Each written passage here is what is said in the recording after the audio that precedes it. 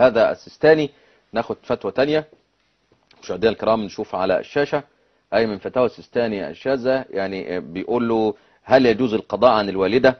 الجواب: إذا أمكنك أن تقضي صلواتها ولو باستئجار الغير فهو خير، ويعني ما أعرفش وبربها ولا حاجة كده. علق. طبعا دي من الفتاوى المشهورة موجودة على الموقع بتاع نعم. المسائل ان تأجير الآخرين للقيام بالفروض التي لم يقم بها الإنسان. يعني إنسان مثلا والده أو والدته ما صلاش 10 سنين، يروح مأجر واحد يصلي له 10 سنين. سبحان الله. الله تبارك وتعالى لا يكلف الله نفسا إلا وسعها. الله تبارك وتعالى وأن ليس لإنسان إلا ما سعى. الله تبارك وتعالى كلف كل إنسان وحده. سبحان الله.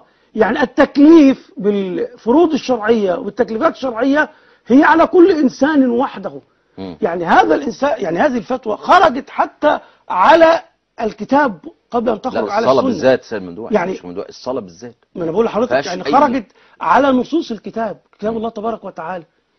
يعني ده يعني الصلاة لا تسقط حتى، يعني عارف لو أنت منتهي صحيا بعينيك تشير كده إلى الركوع والسجود بعينيك.